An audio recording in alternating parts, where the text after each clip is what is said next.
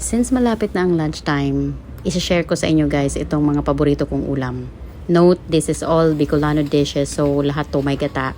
First is this ginataang balaw.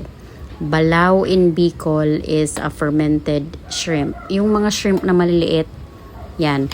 Ang tawag ata sa Filipino or sa Tagalog nun is alamang or bagoong. So yan siya. Pinakuluan ito sa gata, of course. Tapos merong pork, tapos madaming sile.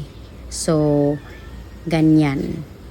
Pag naiga na yung gata, ganyan yung itsura niya. At sobrang sarap nito, lalo na kapag sobrang anghang.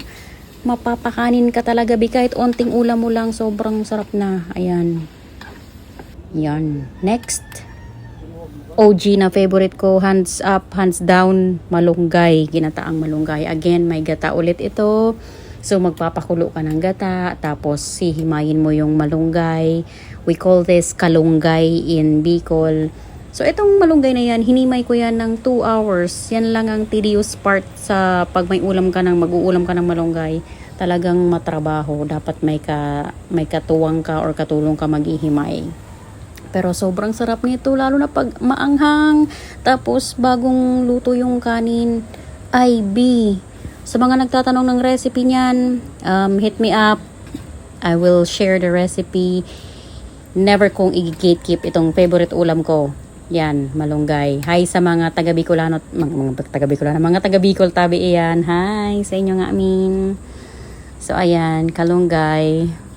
Next will be, yes, of course, dinuguan. This is native chicken. So, ang sarap ng native chicken talaga. Walang tatalo dyan. So, magpapakulo ka ng chicken sa gata ng mga, siguro 1 hour din itong pinakuluan.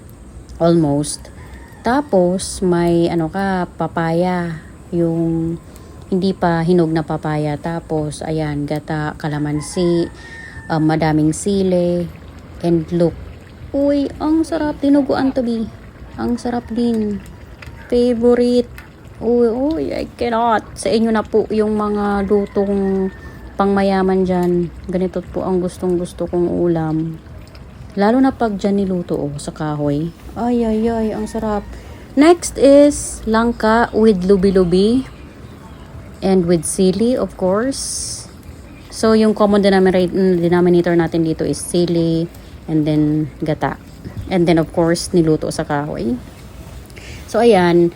Hindi ko alam ang Tagalog ng lubi-lubi, guys. Kung alam nyo, please, pa-comment na lang.